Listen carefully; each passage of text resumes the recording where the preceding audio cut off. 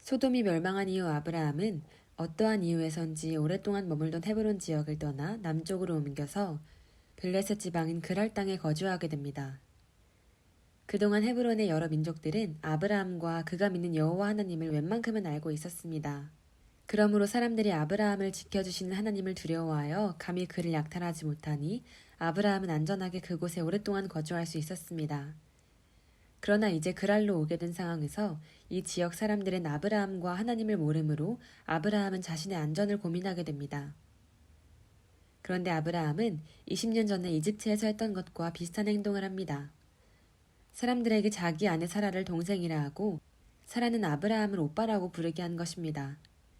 아브라함이 이렇게 한 이유는 하나님을 모르는 사람들이 그를 죽이고 사라를 빼앗을 것이 두려워서라는 것입니다. 이집트에서도 이런 거짓말을 했다가 어려움에 빠졌고 하나님의 도움으로 벗어난 적이 있습니다. 만약 당시에 아브라함이 진실하게 했어도 하나님께서 그를 충분히 보호해 주셨을 것입니다.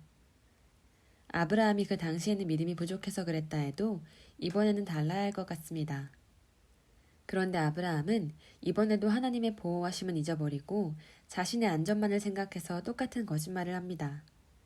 이것만 봐도 아브라함의 믿음이 늘 좋은 상태가 아니라는 것을 알 수 있습니다. 그런데 사라가 아브라함의 여동생이라는 말을 들은 그랄의 왕 아비멜렉은 사라를 자기의 부인으로 삼으려고 데려갑니다.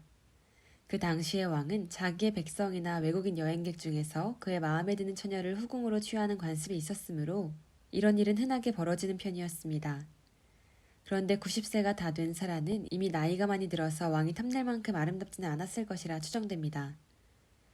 그러므로 아비멜렉이 사라를 취한 이유는 사라의 미모 때문이라기보다는 부유한 아브라함의 노처녀 동생과 결혼해 줌으로써 아브라함과 혈족, 동맹관계를 맺으려고 그랬을 것이라는 해석이 있는데 이것이 맞을 것 같습니다. 그런데 아비멜렉이 사라를 데려간 당일날 하나님께서 즉시 아비멜렉의 꿈에 나타나십니다.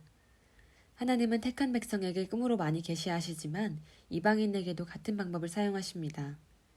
특히 이방인일수록 계시로서는 차원이 낮은 편인 꿈을 통해 계시하십니다. 그 예로 라반이 야곱을 해치려고 할 때에 이집트의 시종들에게 바로 왕의 꿈 등에서 하나님이 그의 뜻을 직접 혹은 간접적으로 알려주십니다. 하나님은 아비멜렉의 꿈에 나타나셔서 그가 사라를 범하면 그와 그에게 속한 모든 사람이 죽게 될 것이라고 강하게 경고하십니다.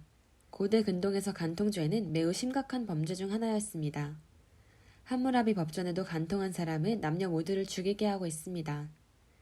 남의 아내를 취하는 것이 사형죄가 될 정도이면 왕이라 해도 이를 쉽게 행할 수는 없을 것입니다. 그런데 그는 사라가 남의 아내인 것을 모르고 데려왔고 아직 사라를 가까이 하지도 않았으므로 주께서 잘못이 없는 의로운 사람도 죽이십니까? 라고 항의합니다. 하나님도 그 사실을 알고 있으므로 아비멜렉이 죄 없이 해를 당하지 않도록 미리 알려주시는 것이라 하십니다. 여기서 하나님은 아브라함이 하나님의 선지자라고 말씀하십니다. 하나님께서 아브라함에 대해서 이런 표현을 하신 것은 처음인데 그는 하나님의 뜻을 전하는 역할도 하므로 선지자라 할 수 있습니다. 또한 선지자는 하나님과 사람 사이에 중재하는 역할도 합니다.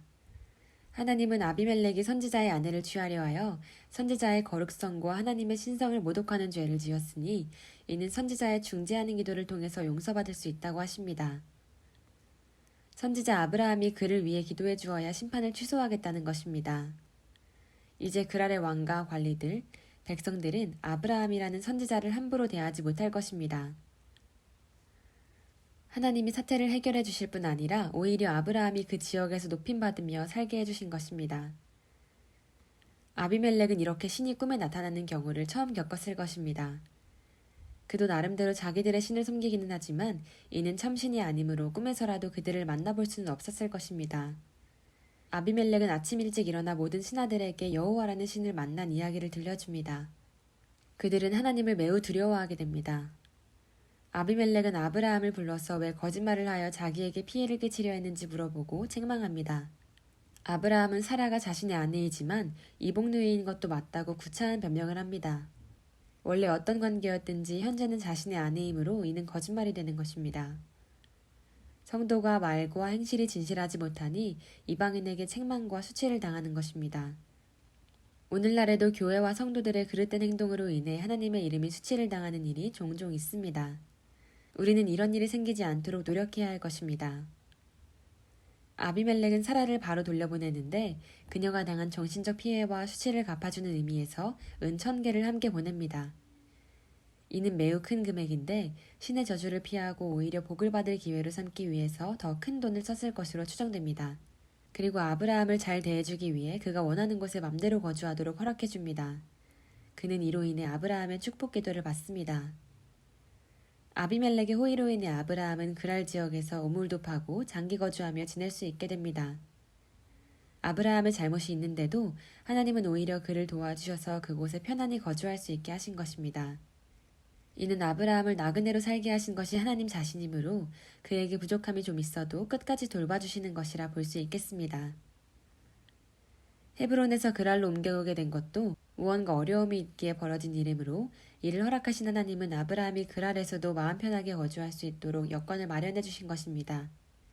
우리도 아브라함과 같이 하나님의 일을 하고 산다면 부족함이 좀 있더라도 하나님의 보호를 받을 수 있을 것입니다. 아브라함은 신변상의 안전을 위해 하나님을 의지하기보다는 거짓말로 대처하는 행동을 반복합니다. 이렇게 믿음이 연약한 아브라함이 어떻게 믿음의 조상이 될 수 있었을까요? 이는 약속을 반드시 지키시는 하나님의 신실성과 인류 구원을 위해서 아브라함의 부족함들을 참아주시는 하나님의 은혜 때문일 것입니다. 그런데 만일 아비멜렉이 실제로 사라와 관계하였다면 시기적으로 볼 때 사라가 낳은 아들 이삭은 아비멜렉의 아들일 것이라고 추정하는 사람도 있을 것입니다. 그러나 사라는 이미 수년 전에 폐경이 된 상태이므로 이에 해당되지 않는다고 할 수 있습니다. 또한 아비멜렉은 왕으로서 젊은 후궁들도 얼마든지 많은데 정략 결혼을 위해서 데려온 90세 여자에게 육체적으로 끌려서 당일날 합방할 가능성은 없어 보입니다. 또한 아비멜렉이 의로운 백성도 멸하십니까 하고 말한 것은 그가 사라와 관계하지 않았기 때문에 떳떳이 항변한 것이기도 합니다.